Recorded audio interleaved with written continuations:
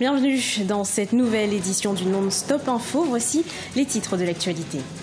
Au Bénin, l'installation du COS-LEPI se fait encore attendre. Malgré l'injonction de la Cour institutionnelle, le Parlement n'a toujours pas nommé ses représentants. En Guinée, le secteur de l'éducation toujours en crise. 4 syndicalistes responsables des dernières suspensions de cours au sein des établissements scolaires ont été expulsés de leur mouvement.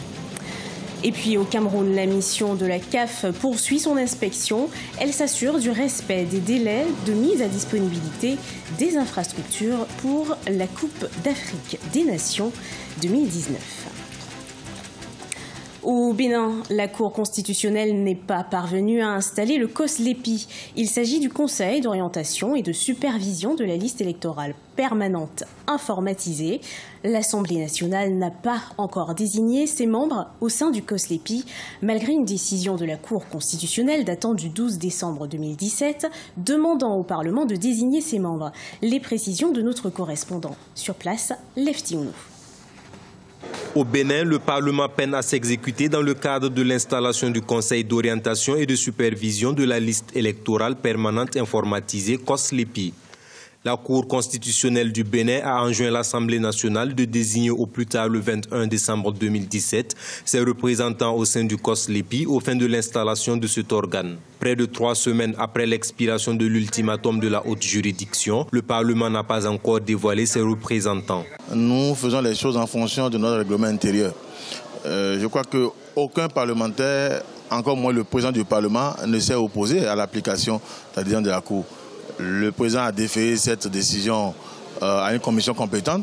On attend le rapport de la commission pour désigner les représentants.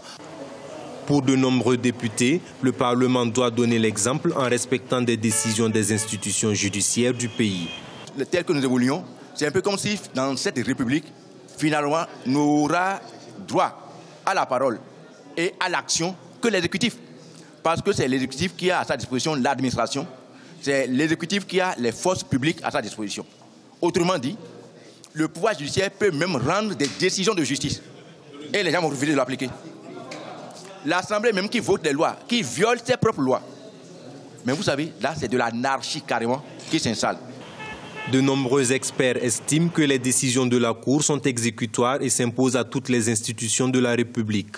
Un citoyen a d'ailleurs assigné le président de l'Assemblée nationale, Adrien Mbedji, aux fins de le contraindre à exécuter la décision de la Cour avec astreinte de 100 millions de francs CFA par jour de non-exécution de la décision. Quand on regarde justement les résistances qu'on peut observer de temps en temps à l'exécution des décisions de la Cour, on se rend compte que les pères de la Constitution ont vraiment bien fait en donnant autant de pouvoir à la Cour parce que ils savent très bien comment est-ce que nos acteurs politiques et comment notre société fonctionne. Dans un communiqué en date du 12 janvier 2018, le secrétaire administratif de l'Assemblée nationale a indiqué que le dossier est en cours de traitement conformément au règlement intérieur de l'institution. Rappelons que la loi sur l'installation du COS-LEPI est toujours en vigueur. Cet organe aurait dû être installé le 1er juillet 2017 pour finir son mandat le 31 janvier 2018. En République démocratique du Congo, la loi électorale ne fait toujours pas l'unanimité. 68 députés et sénateurs ont déposé ce lundi 15 janvier une requête pour faire invalider 2 dispositions de cette loi devant la Cour constitutionnelle. Le seuil de représentativité fait partie des éléments remis en cause. Ils demandent aux députés de justifier d'un minimum de 1% des suffrages au niveau national. Mariama Dramé nous en dit plus.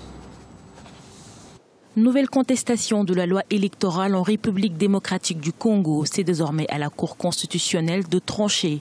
Avec 68 signatures, des députés et sénateurs ont saisi ce lundi 15 janvier l'instance pour inconstitutionnalité des dispositions de cette nouvelle loi promulguée le 25 décembre 2017 par le chef de l'État Joseph Kabila. Les opposants dénoncent le seuil de représentativité d'au moins 1% qui, selon eux, viole l'article 101 de la Constitution. L'article 101 de la Constitution reconnaît comme catégories qui peuvent se porter candidats des Congolais qui sont dans des partis politiques, mais aussi des Congolais indépendants.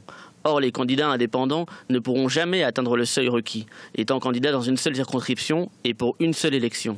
Les parlementaires dénoncent également le montant de la caution fixé à 1 000 $ par candidat, une somme jugée discriminatoire car il exclut selon les contestataires la plupart des Congolais de la course.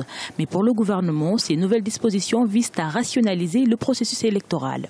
Maintenant que le Parlement a décidé, ça devient une loi, le président l'a promulguée et il n'y a plus que la Cour constitutionnelle qui peut estimer dans son intime conviction si cette loi est attentatoire aux dispositions de la Constitution.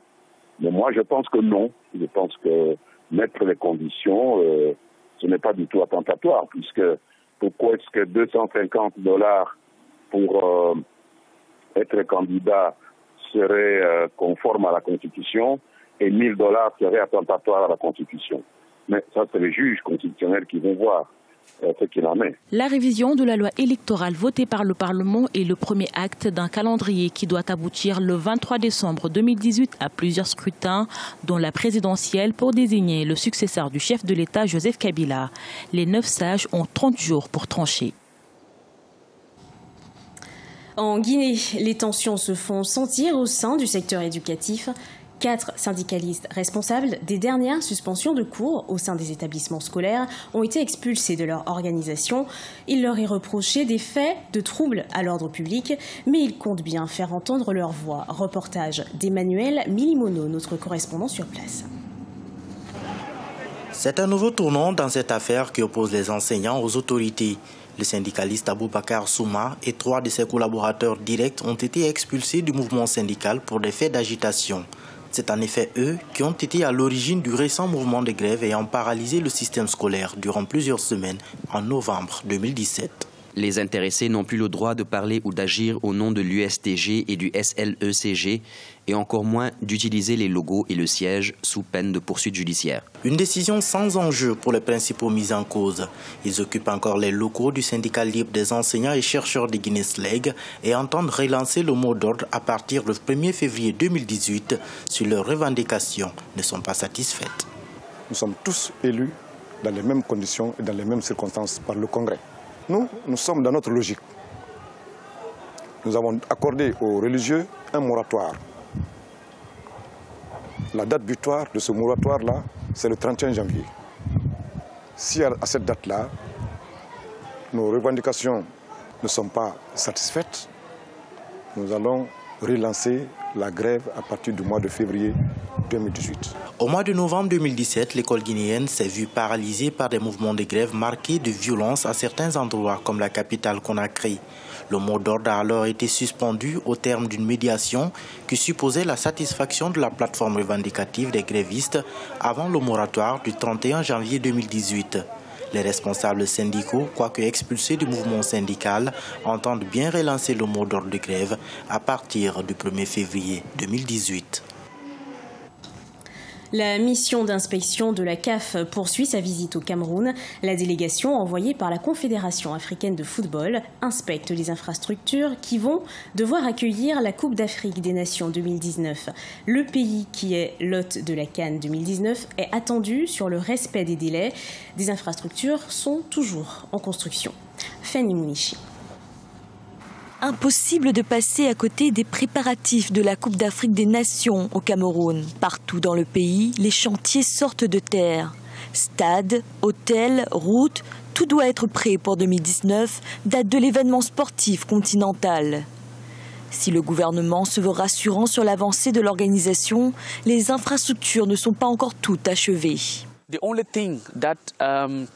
La seule chose qui met la pression sur le gouvernement camerounais, ce sont les autres installations, pas les stades. Nous avons les établissements de santé, nous avons les hôtels et nous avons les routes. Mais certaines routes sont mauvaises et doivent encore être améliorées, surtout vers les nouveaux sites. Certains stades, comme le stade Amadou Ahidjo à Yaoundé, ont déjà accueilli des tournois majeurs comme la Coupe féminine d'Afrique des Nations en 2016. Les supporters, nombreux à attendre cet événement incontournable, se montrent d'ailleurs confiants et espèrent le même succès qu'au Gabon. Je suis très confiant et vraiment certain que le Cameroun sera l'hôte. Nous l'avons fait en 2016 lorsque le Cameroun a accueilli la Coupe féminine d'Afrique des Nations. Nous sommes certains que le pays sera prêt. Dans tout juste un an, nous serons prêts. Pour moi, ce serait une surprise si le Cameroun n'héberge pas la CAN, car je connais ce pays. Je connais l'histoire de ce pays. C'est un pays réputé pour ses réussites. Le souvenir de Gabon 2017 est aussi là pour le démontrer. Les responsables de la Confédération africaine de football poursuivent leur mission d'inspection au Cameroun. À Yaoundé et Garoua, les installations hôtelières ont reçu un premier avis positif en attendant que les terrains d'entraînement soient finalisés. C'est la fin de ce journal. Merci de l'avoir suivi. Retrouvez dans un instant une nouvelle édition de l'actualité sur Africa 24.